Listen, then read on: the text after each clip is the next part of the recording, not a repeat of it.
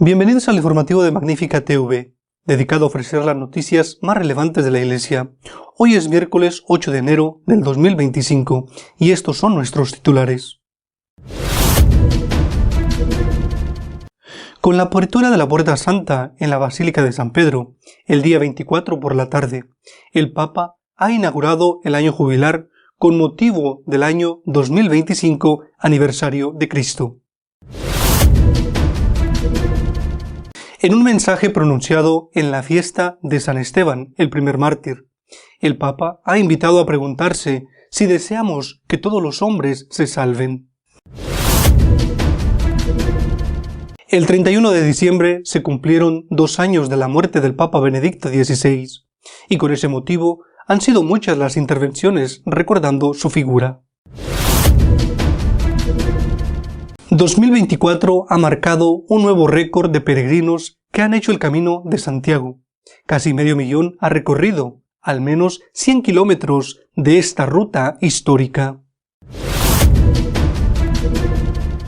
La televisión pública española ha vuelto a ofender a los católicos, mostrando la imagen de una vaca, caracterizada como si fuera el Sagrado Corazón. El Santo Padre dio inicio al 27 Jubileo Ordinario de la Historia. Estuvo acompañado de católicos de los 5 continentes y de otras confesiones cristianas. El Papa Francisco inició el 27 Jubileo Ordinario de la Historia de la Iglesia Católica con la apertura de la Puerta Santa de la Basílica de San Pedro al inicio de la Misa de Nochebuena. El Papa, transportado en silla de ruedas, atravesó la Puerta Santa acompañado de representantes de católicos de los 5 continentes y también de miembros de otras iglesias y comuniones cristianas presentes en Roma, signo visible de la fe que todos los cristianos comparten en Jesucristo, el Verbo hecho carne. Indica una nota del Dicasterio para la promoción de la unidad de los cristianos. El inicio solemne del Jubileo de 2025 coincide con la celebración del 1700 aniversario del primer concilio ecuménico, el Concilio de Nicea, donde se afirmó la divinidad de Jesús, Hijo de Dios. La celebración de Nochebuena comenzó en el exterior de la Basílica de San Pedro, con un momento de preparación que incluyó la lectura de 3 textos del Antiguo Testamento que anuncian la venida de Cristo Salvador.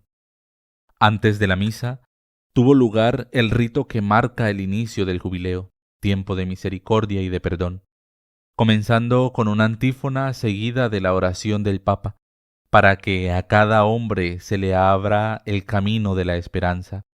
Eso no decepciona. Hermanos y hermanas, en la Navidad del Señor, luz de luz, esperanza inextinguible, nos disponemos a cruzar con fe la Puerta Santa. Los pasos de nuestro camino son los pasos de toda la Iglesia peregrina en el mundo y testigo de la paz, dice el texto.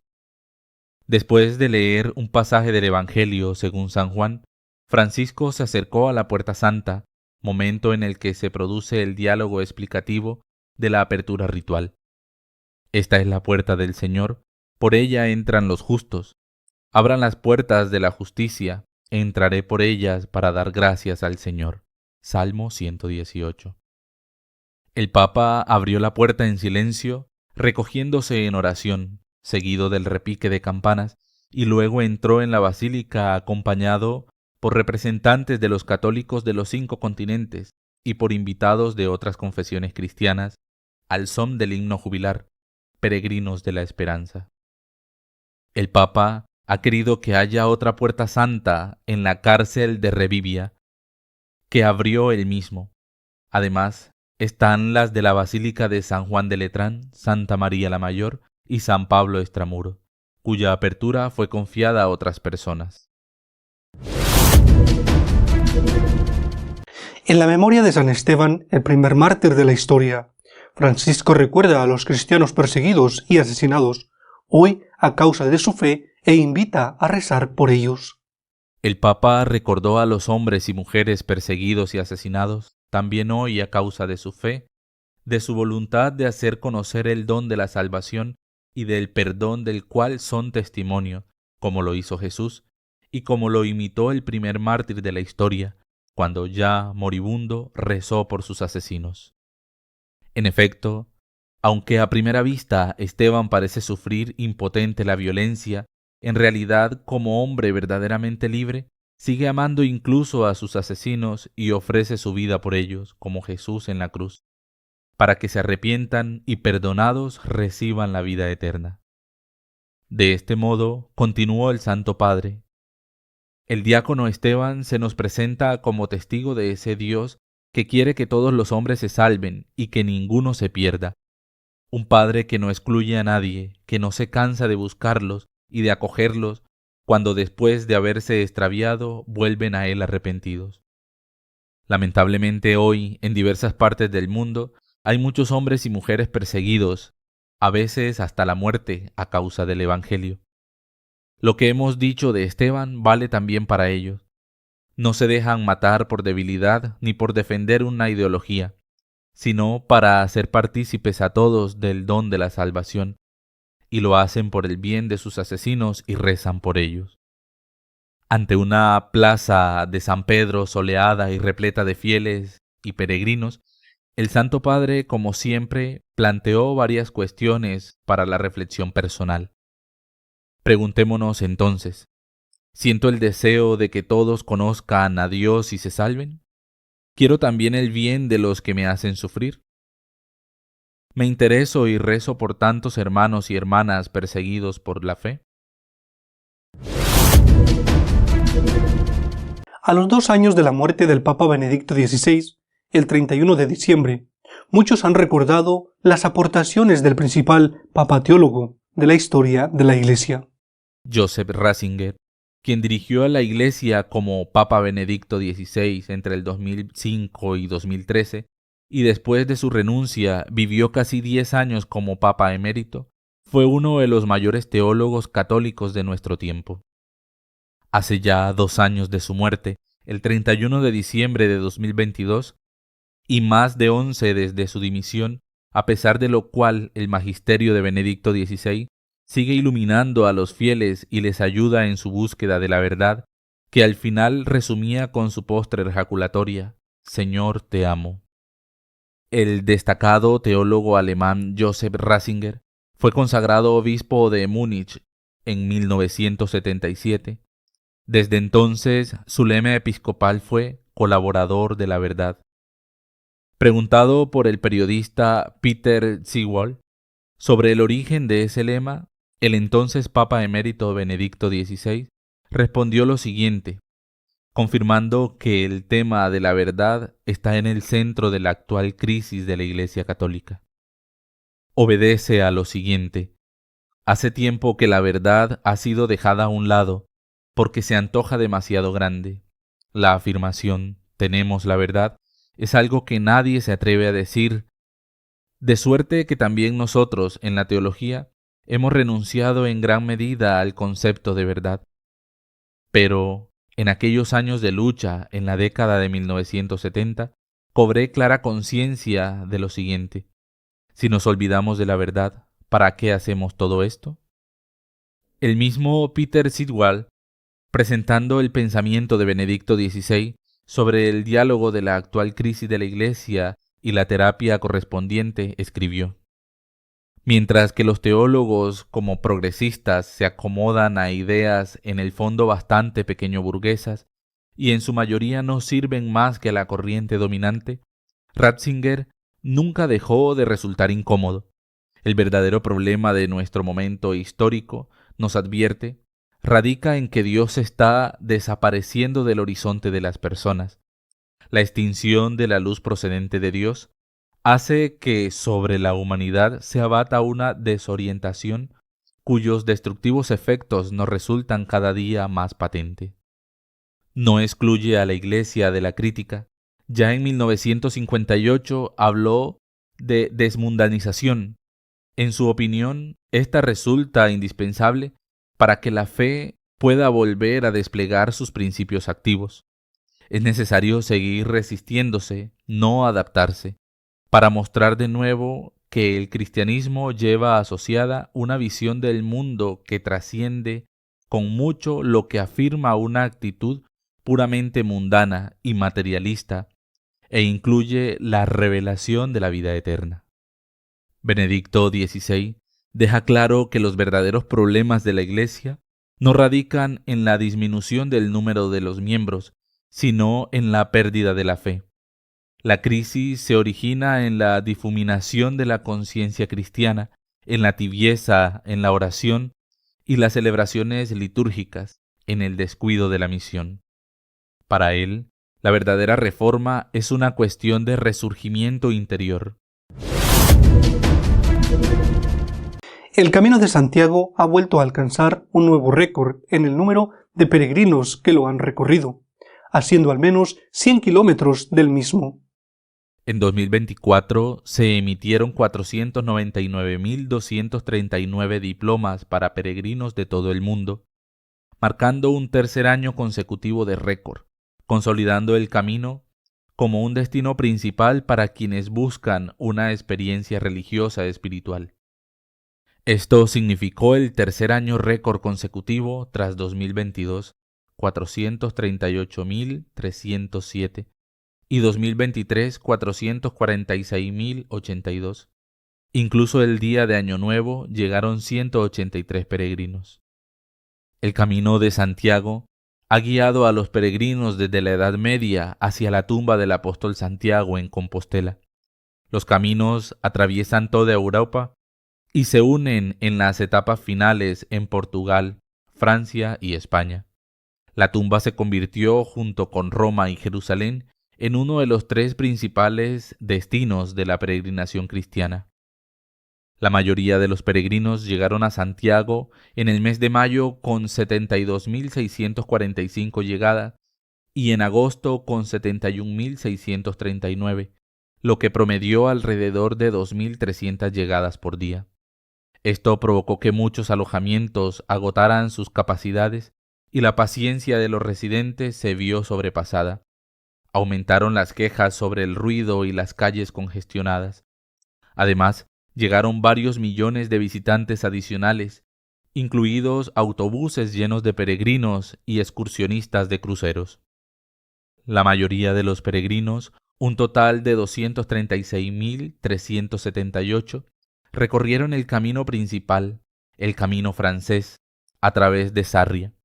Las rutas desde Portugal han ido ganando popularidad, destacando en segundo lugar el camino portugués, 95.453, seguido por el camino portugués de la costa, 74.758.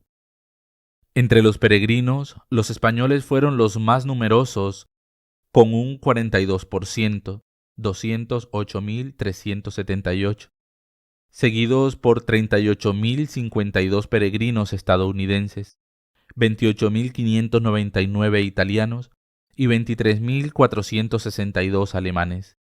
De Austria llegaron 2.459 peregrinos. En el último lugar se encontraron países como Gambia, Surinam y Laos, con un solo peregrino de cada uno. Las blasfemias en la televisión pública española no cesan.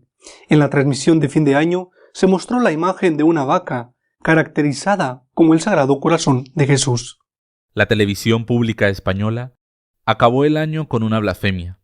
Los presentadores del programa en el que se transmiten las campanadas de fin de año, Lala Chus y David Broncano, llevaron a cabo una mofa del Sagrado Corazón de Jesús, al que presentaron como la vaca que simboliza el programa Grand Prix de TVE.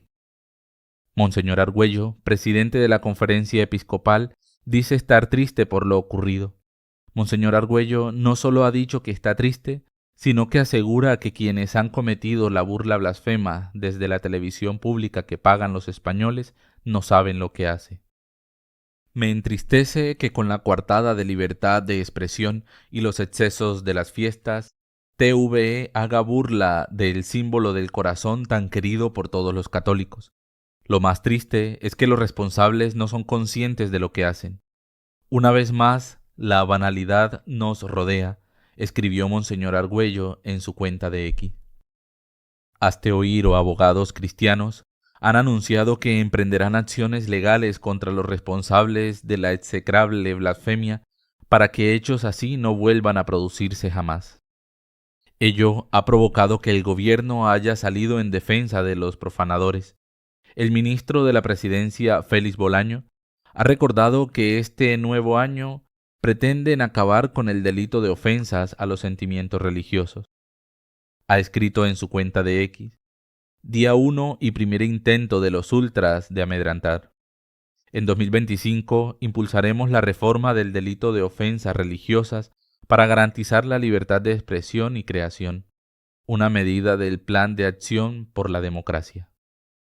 Cabe preguntarse si el ministro habría dicho lo mismo en caso de que la religión ofendida fuera otra en vez del cristianismo, especialmente si hubiera sido el Islam, en vista de lo que suele ocurrir cuando los sentimientos religiosos profanados son los de los seguidores de Mahoma. El presidente del ente público, José Pablo López, alabó la actuación de los presentadores, usando además la imagen blasfema en su mensaje en X. Se da la circunstancia de que López dirigió durante años 3TV, cadena de televisión propiedad de la Conferencia Episcopal Española. Nuestro editorial de esta semana está dedicado a comentar la necesidad de revitalizar el espíritu misionero, por lo cual es imprescindible mantener firme la fe en Cristo Salvador. Dentro de unos días vamos a celebrar la última de las fiestas navideñas, la Epifanía del Señor. En España se llama la fiesta de los Reyes Magos y es un día lleno de ilusión para los niños y también de disfrute para los padres. La Epifanía del Señor es la fiesta en la que recordamos que el mensaje de Cristo es universal, es para todos los hombres de la tierra. Es, por lo tanto, una fiesta misionera. Viene seguida rápidamente por la fiesta del bautismo del Señor, con el cual inicia la vida pública de Cristo. Pero la Epifanía es la primera de las fiestas misioneras, la primera que tenemos en el calendario litúrgico. Nos habla de la necesidad y del deber de llevar el mensaje de nuestro Señor a todos los hombres del mundo, hasta los confines de la tierra, como pidió el Señor en la Ascensión. La Iglesia siempre ha sido misionera. Desde los apóstoles, que fueron los primeros misioneros, hasta los grandes santos misioneros, pienso por supuesto en un San Francisco Javier, pero también en otros, San Junípero Serra, San Eugenio Macenot, por ejemplo, fundador de los Oblatos de María Inmaculada, San Antonio María Claret, el fundador de los claretianos, Santa Francisca Cabrini, San Daniel Comboni de los combonianos en África y tantos.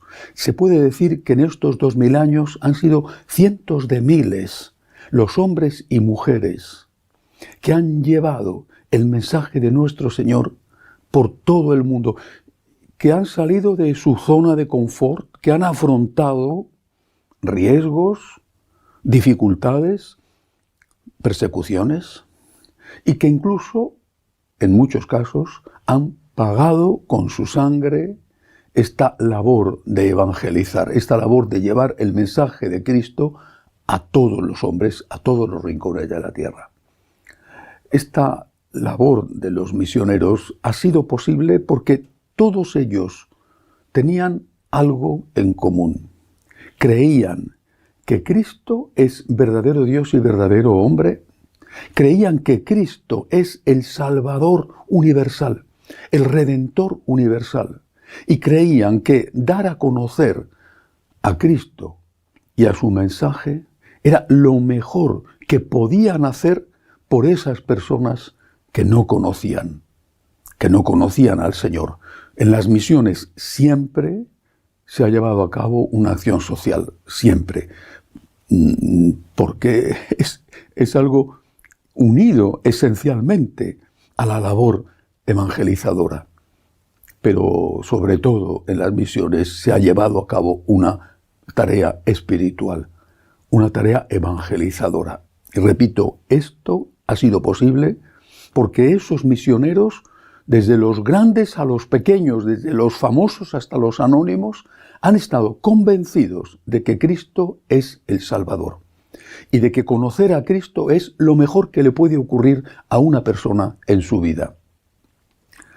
Ortega y Gasset decía que lo que nos pasa es que no sabemos lo que nos pasa. No estoy de acuerdo. Creo que hoy sí sabemos lo que nos pasa. ¿Por qué en la Iglesia ya no hay ese espíritu misionero, ese fuego del Espíritu Santo, ese celo por la evangelización, por la salvación de los cuerpos y de las almas? ¿Por qué? Quizá porque ya no tenemos la fe que tenían aquellos que nos han precedido y gracias a cuyo esfuerzo y sacrificio, a veces incluso gracias a cuya sangre, nosotros podemos hoy ser seguidores de Jesucristo. Recientemente, estos días de Navidad, el cardenal Miller ha publicado un artículo importante, muy teológico, sobre la fe en Jesucristo como Dios y hombre verdadero. Y hacía referencia el cardenal a un teólogo alemán, asesor de la Conferencia Episcopal Alemana en el asunto del camino sinodal y además al cual, según parece, le han encargado que sea él el que vea por dónde tiene que ir la nueva moral sexual. Este teólogo afirmó públicamente que él ya no creía, que le parecía absurdo y ridículo creer en la encarnación del Hijo de Dios. Sobre este tema habla el cardenal Miller en esta carta navideña.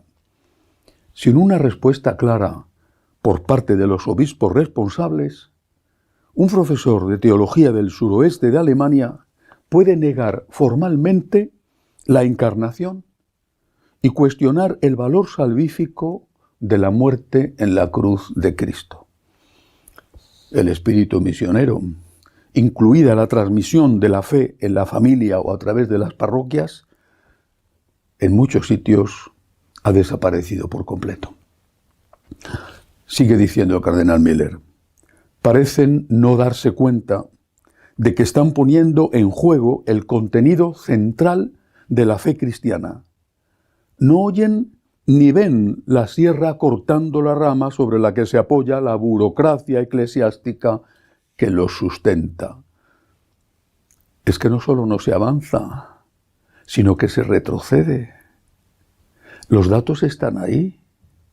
Son cientos de miles los que en Alemania, en Bélgica, en Suiza, en Austria, se están dando de baja, declarándose oficialmente apóstatas. ¿Por qué no quieren pagar el impuesto religioso? Simplemente porque esa iglesia ya no les llena, no les convence, no les sirve para nada. Menos ingresos, y como dice el cardenal Miller, ¿de qué van a vivir? Están cortando la rama que sustenta la burocracia eclesiástica. Lo que nos pasa es que hemos perdido la fe. Nosotros, los católicos, hemos perdido la fe. Hemos perdido la fe en la fe. Hemos perdido la fe en la existencia de la vida eterna, previo a un juicio en el que seremos juzgados según nuestras obras.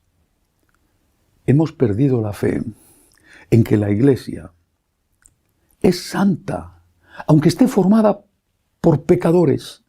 Aunque seamos pecadores, incluso grandes pecadores, la Iglesia es santa. Hemos perdido la fe en que la Iglesia es un sacramento de salvación. Hemos perdido la fe en que aquí, en la Iglesia católica, está la plenitud de la verdad.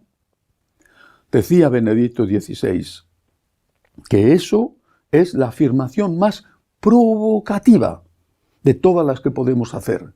En la Iglesia católica está la plenitud de la verdad. ¿Hemos perdido la fe en eso? ¿Qué consecuencias tiene? Primero, ha desaparecido el espíritu misionero. ¿Para qué vas a ir a evangelizar si todo el mundo se puede salvar haciendo lo que quiera, creyendo en quien quiera o no creyendo en nadie y llevando el tipo de vida que quiera llevar, sometido a los más bajos instintos? ¿Para qué te vas a mover de tu casa?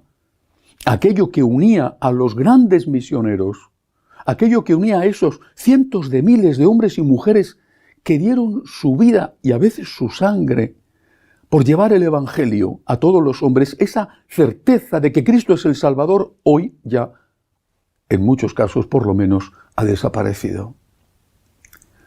¿Cómo va a haber jóvenes que decidan seguir a Cristo y entregar su vida al Señor y por amor al Señor, entregar su vida a la evangelización y también, porque va unido, a ayudar a los problemas de la gente, desde la comida, a la salud, a la soledad? ¿Cómo va a haber jóvenes que quieran seguir a nuestro Señor si resulta que desde la propia Iglesia se pone en duda o la existencia histórica de nuestro Señor o que nuestro Señor, como dice el cardenal Miller citando al teólogo alemán, que nuestro Señor sea el Hijo de Dios?